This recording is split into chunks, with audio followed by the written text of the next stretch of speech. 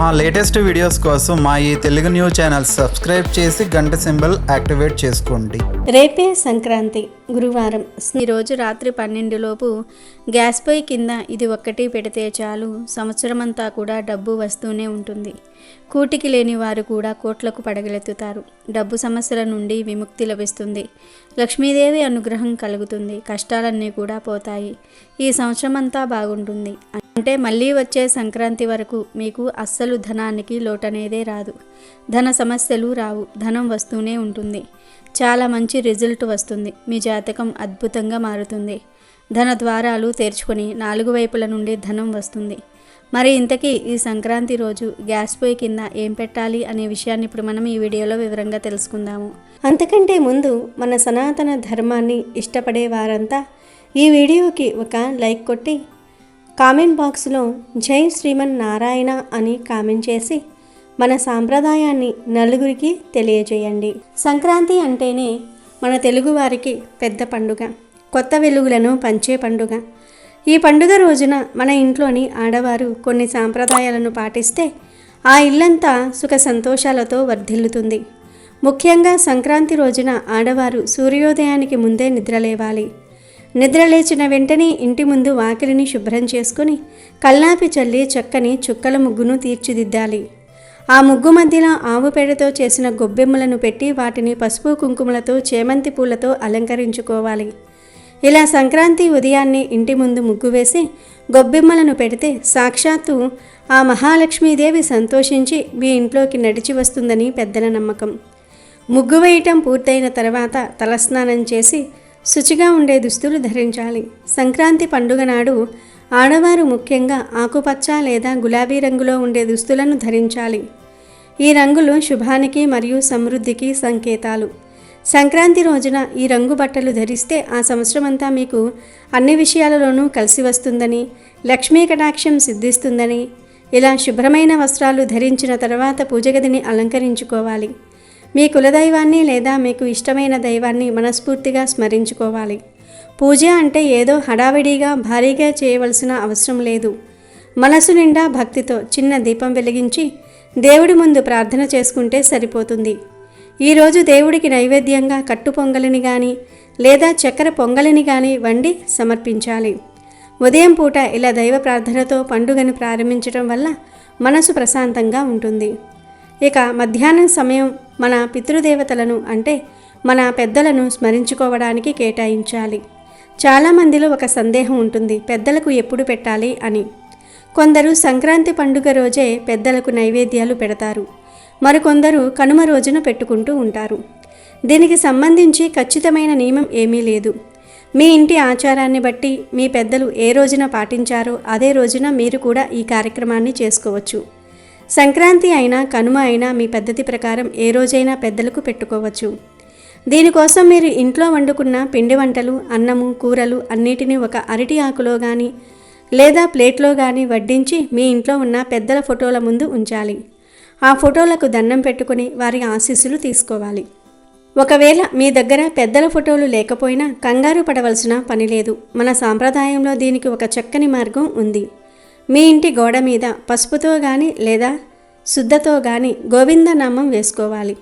ఆ గోవిందనామాన్నే పెద్దల రూపంగా భావించి దాని ముందే మీరు వండుకున్న పదార్థాలను నైవేద్యంగా పెట్టి మొక్కుకోవచ్చు. ఇలా భక్తితో పద్ధతి ప్రకారం సంక్రాంతి రోజున ముగ్గులు వేసి పూజ చేసుకుని పెద్దలను స్మరించుకుంటే ఆ సంవత్సరమంతా మీకు తిరుగుండదు. మీ కుటుంబమంతా ఆయురారోగ్యాలతో అష్టైశ్వర్యాలతో తులతూగుతుంది. హేమంత ఋతువులో శీతగాలులు, మంచు కురిసే వేళలు. ఇదే తరుణంలో సూర్యుడు మకర రాశిలోనికి ప్రవేశిస్తాడు. అలా సూర్యుడు మకర రాశిలోనికి ప్రవేశించడాన్నే మకర సంక్రాంతి అంటారు. సంక్రాంతి లేదా సంక్రమణం అంటే గమనం. సూర్యుడు ఒక రాశి నుంచి మరొక రాశిలో అడుగు పెట్టడాన్ని సంక్రమణం అంటారు. 12 రాశుల్లో సంచరించే సూర్యుడు పుష్యమాసంలో మకర రాశిలోనికి అడుగు పెడతాడు. మకర సంక్రాంతితో ఉత్తరాయణ పుణ్యకాలం మొదలవుతుంది. ఈ రోజు నుంచి స్వర్గ ద్వారాలు తెరిచి ఉంటాయని పురాణాలు చెప్తూ ఉన్నాయి. సంక్రాంతి తెలుగువారికి అతి ముఖ్యమైన పండుగ. అంతేకాదు ఈ పర్వదినం భారతదేశంలో చాలా ప్రాంతాల్లో ముఖ్యమైందే. అందుకే దీన్ని తెలంగాణ, ఆంధ్ర, కర్ణాటకలో సంక్రాంతి అని, తమిళనాడులో పొంగల్ అని, మహారాష్ట్ర, గుజరాత్లో మకర సంక్రాంతి అని, పంజాబ్, హర్యానాలో లోహ్రీ అని పిలుస్తారు. మరికొన్ని రాష్ట్రాల్లో మాఘీ అని పిలుస్తూ ఉంటారు. పేరేదైనా ఈ పండుగకు సందర్భము, సంతోషానికి కారణాలు అన్ని చోట్ల ఒకటే. ఎక్కడైనా ఇది రైతుల పండగే. పొలం నుంచి ఎడ్ల బండ్ల మీద ధాన్యం ఇంటికి చేరేసరికి రైతు కళ్ళు ఆనందంతో మెరుస్తూ ఉంటాయి. అందుకే ఆ రోజులు నిజంగా పండుగే. 3 రోజులు జరుపుకునే ఈ పండుగను పెద్ద పండుగ అంటారు. సంక్రాంతి సందర్భంగా కోళ్ల పందాలు, ఎడ్ల పందాలు నిర్వహిస్తారు. గాలిపటాలు కూడా ఎగరవేస్తారు. ఈ పండుగ 3 రోజుల్లో కూడా ఉదయాన్నే నిద్రలేచి శుచిగా స్నానం చేసుకోవాలి. కొత్త బట్టలను ధరించాలి లేదా శుచిగా ఉన్న ఉతికిన బట్టలను ధరించాలి. అలాగే ఈ 3 రోజులు కూడా గుమ్మానికి పసుపు రాసి కుంకుమ బొట్లు పెట్టుకోవాలి. మామిడి తోరణాలు కట్టుకోవాలి. ముఖ్యంగా సంక్రాంతి రోజున 2 పాల చుక్కలను చల్లాలి. అలా చల్లటం వలన లక్ష్మీదేవి అనుగ్రహం లభిస్తుంది. మీకు ఉండే కష్టాలు పోతాయి, ధన సమస్యలు పోతాయి, ధన లాభం కలుగుతుంది. కనుక సంక్రాంతి రోజు అందరూ గుమ్మం మీద 2 చుక్కల పాలను చల్లండి, కష్టాలను తొలగించుకోండి. సంక్రాంతి రోజు పెరుగును దానం చేస్తే ఎంతో పుణ్యం వస్తుందని శాస్త్రాలు చెప్తూ ఉన్నాయి. నందుని భార్య అయిన యశోద ఇలా ఈరోజు పెరుగును దానం చేసి శ్రీకృష్ణుణ్ణి కొడుకుగా పొందింది. అదేవిధంగా ద్రోణాచార్యుల వారి భార్య అయిన కృపి కూడా ఈ విధంగా పెరుగు దానం చేసి అశ్వత్థామను కుమారునిగా పొందింది. కాబట్టి సంక్రాంతి రోజు ముఖ్యంగా సంతానం కలగాలని కోరుకునేవారు పెరుగును దానం చేస్తే మంచి ఫలితం ఉంటుంది. స్టవ్ అంటే సాక్షాత్తు లక్ష్మీదేవితో సమానం. ఏవైనా పూజలు కానీ, వ్రతాలు కానీ, నోములు కానీ నోచినప్పుడు ఖచ్చితంగా గ్యాస్ స్టవ్ని శుభ్రం చేసి పూజకు కావాల్సినటువంటి ప్రసాదాలను తయారు చేస్తూ ఉంటాము. చాలామంది ఆ శుభ్రం చేసే సమయంలో సంపూర్ణంగా శుభ్రం చేయరు. కేవలం గ్యాస్ స్టవ్ ఒక్కటి నీటితో శుభ్రం చేస్తే సంపూర్ణం అని భావిస్తూ ఉంటారు చాలామంది. కాకపోతే అది అసంపూర్ణంగానే పరిగణించబడుతుంది. ఎందుకంటే గ్యాస్ స్టవ్ ఒక్కటి శుభ్రం చేస్తేనే పూర్తిగా శుభ్రం అయినట్లు కాదు. గ్యాస్ స్టవ్ని శుభ్రం చేశాక గ్యాస్ స్టవ్ వెనకాల ఉండే గోడను కూడా శుభ్రం చేయాలి. ఇది ముఖ్యంగా చాలా ఇంపార్టెంట్. అలానే మనం గ్యాస్ స్టవ్ దగ్గర మసిగుడ్డను వాడుతూ ఉంటాము. అలా వాడిన మసిగుడ్డను కూడా తప్పకుండా శుభ్రం చేసుకోవాలి. ఇలా మనం గ్యాస్ స్టవ్ దగ్గర వాడే మసిగుడ్డను రోజుకు ఒక్కసారి కానీ, వారానికి ఒక్కసారైనా సరే శుభ్రం చేస్తూ వాడాలి. లేదంటే భార్యాభర్తల మధ్య గొడవలు వస్తూ ఉంటాయి. దైవానుగ్రహం కలుగదు. ముఖ్యంగా లక్ష్మీదేవి అనుగ్రహం అస్సలు కలుగదు. ఎక్కడైతే వంటగది పరిశుభ్రంగా ఉంచబడుతుందో, ఎక్కడైతే సువాసనతో ఉంటుందో, ఎక్కడైతే గ్యాస్ స్టవ్ని శుభ్రం చేసి వంటలు చేస్తారో అక్కడే లక్ష్మీదేవి తిష్ట వేసుకొని కూర్చుంటుంది. పూర్వకాలంలో అయితే గ్యాస్ స్టవ్ని కానీ లేదా కట్టెల పొయ్యిని కానీ వాడేవారు. అప్పుడు చాలా నియమ నిబంధనలు ఉండేవి. గ్యాస్ పొయ్యిని చాలా పూజించేవారు. వంటగది అంటే పూజగదితో సమానంగా భావించేవారు. వంటగదిలోనికి వెళ్ళాలి అంటే ఖచ్చితంగా స్నానం చేసి బ్రష్ చేసుకుని శుభ్రమై ఆ తర్వాత మాత్రమే వంటలు చేసేవారు. ముఖ్యంగా ఏవైనా పూజలకు సంబంధించిన రోజులైతే ఖచ్చితంగా ఆ రోజులో మాత్రం తప్పకుండా గ్యాస్ స్టవ్ను శుభ్రం చేసి ఆ తర్వాతే వంటలు చేసేవారు. పూర్వకాలంలో ఖచ్చితంగా పొయ్యిని ఎర్రటి మట్టి ఆవు పేడతో అలంకరించి ఆ తర్వాత మాత్రమే వారు వంటగదిలోనికి వెళ్ళి వంటలు చేసేవారు. కానీ ఇప్పుడు ఉన్నటువంటి రోజుల్లో మనం అంతగా శ్రద్ధ తీసుకోవట్లేదు. ఎందుకంటే మారుతున్న కాలం చాలా బిజీ జీవితం. ప్రతి ఒక్కరూ కూడా పని చేస్తే కానీ కడుపు నిండా 3 పూటలా తినలేని పరిస్థితి. అందుకే ఆడవారు మగవారు అని తేడా లేకుండా అందరూ కూడా కష్టపడి డబ్బు సంపాదించాలి అనే ఒక ఆలోచనతోనే ఈ జీవితంలో ముందుకు సాగుతూ ఉన్నారు. అలాంటి సమయంలో ఇవన్నీ చేసే టైం లేదు. కాకపోతే ముఖ్యమైనటువంటి రోజుల్లోనైనా సరే కనీసం చిన్న చిన్న నియమాలైనా సరే పాటించటం వల్ల లక్ష్మీదేవి అనుగ్రహం కలుగుతుంది. అయితే అత్యంత పవిత్రమైనటువంటి సంక్రాంతి అంటే లక్ష్మీదేవికి ఎంతో ఇష్టం కనుక ఈరోజు అందరూ నైవేద్యాలు తయారు చేస్తూ ఉంటారు. కులదైవాన్ని భక్తి శ్రద్ధలతో కొలుస్తూ ఉంటారు.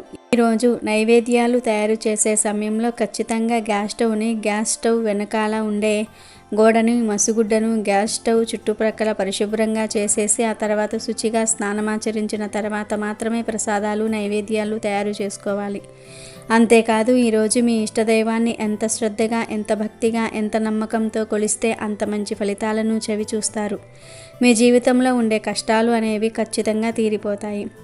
అయితే ఈరోజు రాత్రి 12 గంటలలోపు గ్యాస్ స్టవ్ కింద ఇది పెడితే చాలు, ఇక మీ ఇంట్లో గొడవలు కానీ, డబ్బు సమస్యలు కానీ ఉండవు. చాలామందికి భార్యాభర్తల మధ్య గొడవలు వస్తూ ఉంటాయి. ఇంట్లో సంపద కూడా అస్సలు నిలవదు. అలాంటి వారు ఈ గ్యాస్ పొయ్యి కింద ఇది పెట్టడం వల్ల ఆ సమస్యలు పోతాయి. ఈరోజు గ్యాస్ స్టవ్ని శుభ్రం చేసి ఆ తర్వాత మాత్రమే వంటలు ప్రారంభించాలి. ఇంకా ప్రత్యేకంగా ఈ సంక్రాంతి రోజు రాత్రి సమయంలో అంటే రాత్రి 7 నుండి 12 గంటల మధ్యలో గ్యాస్ పొయ్యి కింద ఇది పెడితే చాలు, సంవత్సరమంతా కలిసి వస్తుంది. లక్ష్మీదేవి అనుగ్రహంతో వద్దన్న ధనం వస్తూనే ఉంటుందని సిద్ధశాస్త్రం చెప్తుంది. అసలు ఏం చేయాలి అంటే ఏమీ లేదు. ఈరోజు స్త్రీలు చీకటి పడిన తర్వాత ఒక ప్లేట్ను తీసుకోండి. ఇత్తడి, స్టీలు, రాగి, గాజు ఇలా ఏ ప్లేట్ అయినా పర్లేదు. ఒక ప్లేట్ తీసుకొని ఆ ప్లేట్లో ముందైతే గుప్పెడంతా గల్లులుప్పు వేయండి. గల్లులుప్పు నెగిటివ్ ఎనర్జీని తీసేసి పాజిటివ్ ఎనర్జీని ఆకర్షించే శక్తి ఉంది. లక్ష్మిని ఆకర్షించే శక్తి ఉంది. మన కష్టాలను తొలగించే శక్తి ఉంది కనుక ఉప్పును వేయండి. తర్వాత ఆ ఉప్పు పైన ఒక పసుపు రంగు పువ్వు రేకులను వేయండి. అంటే చామంతి పువ్వు, పసుపు, గులాబీ ఇలా ఏదో ఒక పువ్వును తీసుకొని దాని రేకులను ఉప్పు పైన చల్లండి. ఆ తర్వాత 5 వేప ఆకులను తెచ్చుకొని లేత వేప ఆకులను కూడా ఉప్పు మీద వేయండి. వేపాకులంటే స్వయంగా అమ్మవారి స్వరూపం కనుక వేప ఆకులను వేయండి. ఆ తర్వాత 5 అంటే 5 యాలుక్కాయలను కూడా ఈ ప్లేట్లోనే వేయండి. యాలుకలు కూడా చాలా శక్తివంతమైనవి, గొప్ప ఫలితాలను తెచ్చిపెడతాయి కనుక వీటన్నిటిని కూడా ప్లేట్లో వేసి తర్వాత ఆ ప్లేట్ను తీసుకుని వెళ్ళి గ్యాస్ పొయ్యి కింద పెట్టేయండి. ఆ సంక్రాంతి రోజు గ్యాస్ పొయ్యి కింద ఈ ప్లేట్ను పెట్టడం వలన సంవత్సరమంతా లక్ష్మీదేవి అనుగ్రహం మీపై ఉంటుంది. సంవత్సరమంతా ధనానికి లోటు రాకుండా ఉంటుంది. ధన సమస్యలనేవి దరిదాపుల్లోనికి కూడా రావు. కాబట్టి అందరూ కూడా ఈ విధంగా ఈ ప్లేట్ను గ్యాస్ పొయ్యి కింద పెట్టండి. ఈ ప్లేట్ను ఇక కదపకుండా అలా వదిలివేయండి. మళ్ళీ మరునాడు ఉదయం తీసి ఆ ప్లేట్లోని ఉప్పును, పూరేకులను, ఆకులను, యాలుకలను ఒక కవర్లో వేసి ఆ కవర్ను మూట కట్టి తీసుకుని వెళ్ళి ఏదైనా ఒక రోడ్డు పక్కన పడేసి వచ్చేయండి. అందరూ నడిచే రోడ్డు పక్కన పడేయండి. మీకంతా మంచే జరుగుతుంది. కనుక అందరూ సంక్రాంతి రోజు గ్యాస్ పొయ్యి కింద వీటన్నిటిని కూడా ప్లేట్లో వేసి పెట్టండి. ఇలా పెట్టేసి ఖచ్చితంగా కొన్ని నియమాలు పాటించాలి. అవి ఏమిటి అంటే గ్యాస్ స్టవ్ చుట్టూ ప్రక్కల ఖచ్చితంగా శుభ్రం చేసుకోవాలి. ఇక వంటగదిని మనం భోజనం చేసిన తర్వాత ఉండే అంట్లను అన్నీ కూడా పడుకునే ముందు శుభ్రం చేసుకోవాలి. ఈ పరిహారాన్ని రాత్రి సమయంలోనే చేయాలి. ఆ సమయంలోనే దేవతలు భూలోకానికి వస్తారు గనక ముందు అంతా శుభ్రం చేసుకొని ఇల్లంతా కూడా మంచి సువాసన వచ్చేలాగా ధూపాన్ని కూడా వేసి ఆ తర్వాత ఈ పరిహారం చేయండి. ఈ పరిహారం చేశాక ఇక వంటగదిలోనికి వెళ్లకుండా ఉండాలి. అప్పుడే చాలా అద్భుతమైనటువంటి ఫలితాలు వస్తాయి. కొన్నిసార్లు మనకు ఇంట్లో లక్ష్మీదేవి ఉందా, జ్యేష్ఠాదేవి ఉందా అనే సంకేతాలను కూడా కలుగజేస్తుంది గ్యాస్ స్టవ్. అది ఎలా అంటే దరిద్ర దేవత ఇంట్లో ఉంటే మనం వంటలు చేసే సమయంలో ఎంత శ్రద్ధ పెట్టి వండినప్పటికీ వంటల్లో రుచి పచ్చి ఉండదు. ఎంత శ్రద్ధ పెట్టి వండినప్పటికీ వంటలు ఏదో ఒక చిన్న కారణంతో మాడిపోవటం కానీ లేదా ఏదో ఒకటి అయ్యి పాడైపోవటం కానీ జరుగుతుంది. ఎప్పుడో ఒకసారి అలా జరిగితే పర్లేదు కానీ అలా పదే పదే జరుగుతుంది అంటే కనుక అలాంటి ఇంట్లో జ్యేష్ఠాదేవి ఉంది అని గ్రహించుకోవాలి. అలాగే లక్ష్మీదేవి ఇంట్లో ఉంటే ఎంత హడావిడిగా ఉన్నప్పటికీ కూరలు అద్భుతమైన రుచితో ఉంటాయి. వంటగదిలో ఎవ్వరూ లేకపోయినా నిశ్శబ్దంగా ఉండే సమయంలో కూడా గిన్నెలు వాటంతటా అవే కింద పడి ఎక్కువగా శబ్దమైతే ఆ ఇంట్లో జ్యేష్ఠాదేవి ఉంది అని గ్రహించుకోవాలి.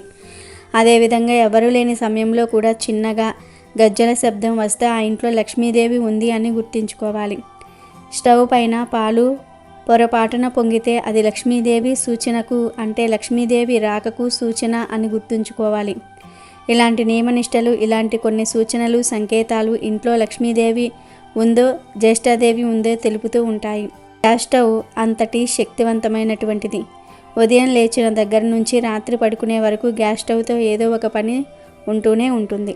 గ్యాస్ స్టవ్ లేకపోతే ఇంట్లో ఎన్ని వస్తువులు, ఎన్ని సరుకులు ఉన్నా సరే మనం 3 పూటలా భోజనం చేయలేము. కాబట్టి గ్యాస్ స్టవ్ అనేది అన్నం పెట్టే అన్నపూర్ణాదేవి అని కూడా అనటంలో తప్పులేదు. అలాంటి గ్యాస్ స్టవ్ కింద సంక్రాంతి రోజు ఇది పెట్టడం వల్ల ఖచ్చితంగా మీ జాతకం అనేది మారిపోతుంది. సంవత్సరం అంతా కలిసి వస్తుంది. లక్ష్మీదేవి అనుగ్రహంతో వద్దన్న డబ్బు వస్తూనే ఉంటుంది. ఈ మకర సంక్రాంతి రోజున ఒక ప్రత్యేకమైన చెట్టును తాకితే చాలు తరతరాలకు తరగని ఐశ్వర్యం వస్తుందని, అప్పుల బాధలు తొలగిపోయి రాజయోగం పడుతుందని మన పెద్దలు చెప్తూ ఉంటారు. ఎందుకంటే చెట్లు ఈ భూమికి లభించిన అత్యంత విలువైన వరాలు. ప్రకృతి ఒడిలో మనిషికి ప్రాణవాయువును అందిస్తూ భూమికి ఊపిరితిత్తుల్లా ఇవి పనిచేస్తూ ఉంటాయి. ఒక చెట్టు కేవలం గాలిని మాత్రమే కాదు, అడగకుండానే నీడను, ఆహారాన్ని, ఔషధాలను మరియు సమస్త పక్షులకు ఆశ్రయాన్ని ఇస్తుంది. నిలువున ఎండను తాను భరిస్తూ ఇతరులకు చల్లదనాన్ని పంచే చెట్టు సహనానికి, నిస్వార్థ త్యాగానికి నిలువెత్తు నిదర్శనం. మన సనాతన సంస్కృతిలో చెట్లను దేవతలుగా ఆరాధించటం వెనుక ఉన్న గొప్ప పరమార్థం ఇదే. ఒక మనిషి తన జీవిత కాలంలో చేసే అతిపెద్ద పుణ్యం ఒక మొక్కను నాటడం. చెట్లు వర్షాలను కురిపిస్తాయి, నేల కొరతను అరికడతాయి మరియు పర్యావరణ సమతుల్యతను కాపాడుతాయి. నిశ్శబ్దంగా ఉంటూనే సృష్టిలోని సమస్త జీవరాశిని పోషించే కల్పవృక్షాలు ఇవి. మనం చెట్లను కాపాడితే అవి మనల్ని మరియు మన భవిష్యత్తు తరాలను కంటికి రెప్పలా కాపాడతాయి. అందుకే ప్రతి ఒక్కరూ ప్రకృతిని ప్రేమించి చెట్లను పెంచడం ద్వారా ఈ భూమిని పచ్చదనంతో నింపాలి.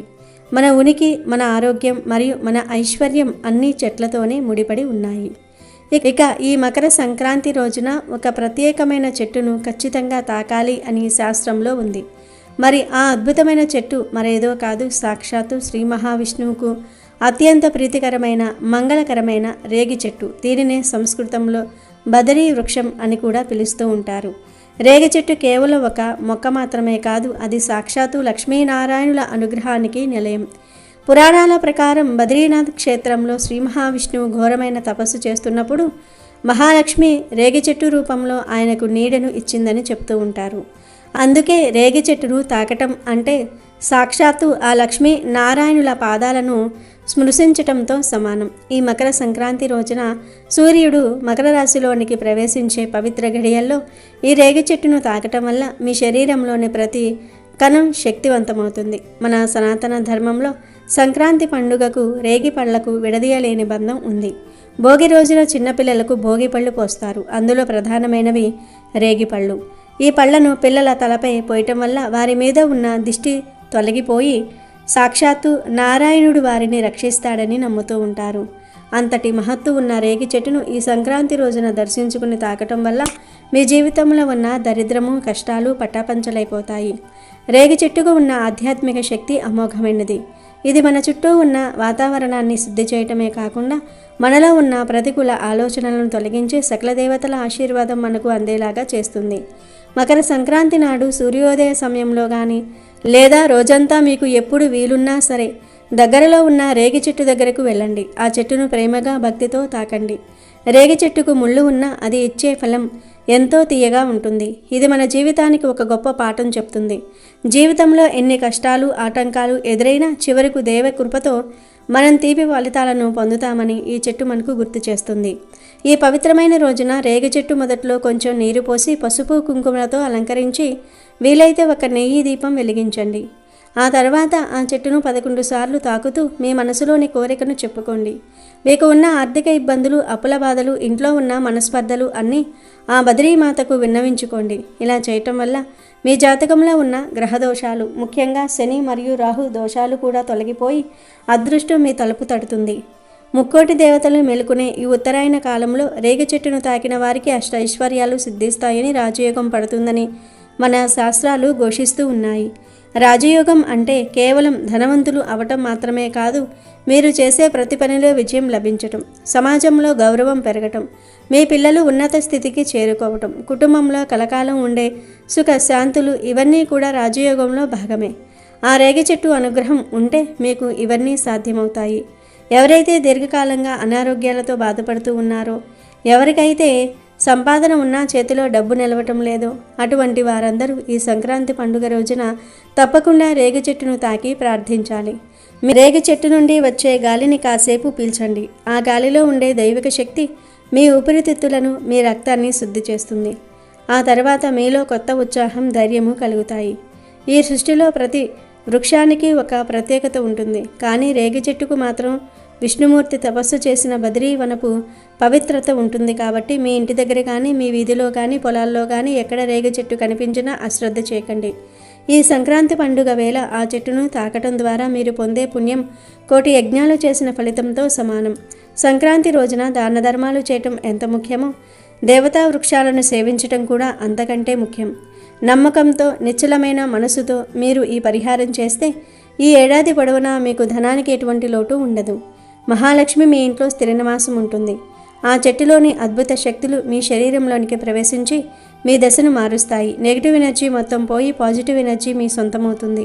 కేవలం ఒక నమ్మకం మాత్రమే కాదు, వేళ్ల ఏళ్లుగా మన పూర్వీకులు అనుసరించి ఫలితాలు పొందిన ఒక ఆధ్యాత్మిక సత్యం.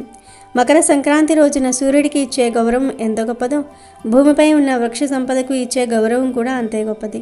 రేగి చెట్టును తాకటం అంటే సాక్షాత్తు సృష్టికర్తను గౌరవించటమే. ఈ ఒక్క చిన్న పని మీ జీవితంలో కనకవర్షం కురిపించటమే కాదు, మీకు మానసిక ప్రశాంతతను కూడా ప్రసాదిస్తుంది. భవిష్యత్తు గురించి ఆందోళన చెందుతున్నవారు, కెరియర్లో ఇబ్బందులు పడుతున్నవారు ఈ సంక్రాంతి పుణ్యకాలంలో రేగి చెట్టును ఆశ్రయించండి. ఆ తల్లి ఆశీర్వాదంతో మీరు ఎదురు చూస్తున్న శుభవార్తలు వింటారు. జీవితాంతం సుఖ సంతోషాలతో గడుపుతూ ఉంటారు. మన పురాణాలు చెప్తున్నట్లుగా బద్రీ వృక్షాన్ని సేవించిన వారికి వైకుంఠ ప్రాప్తి కలుగుతుంది. అంటే ఈ లోకంలో ఉన్నంతకాలం సర్వ సుఖాలు అనుభవించి అంతిమంగా మోక్షాన్ని పొందుతారని దీని అర్థం. కాబట్టి అద్భుతమైన మకర సంక్రాంతి అవకాశాన్ని అస్సలు వదులుకోవద్దు. అందరూ మర్చిపోకుండా రేగి చెట్టును తాకి శుభ ఫలితాలను పొందండి. అమెజాన్లో బెస్ట్ డిస్కౌంట్స్ కోసం వీడియో డిస్క్రిప్షన్లో లింకు ఉంది, చూడండి. అలాగే మా టెలిగ్రామ్ ఛానల్ సబ్స్క్రైబ్ చేసుకోండి.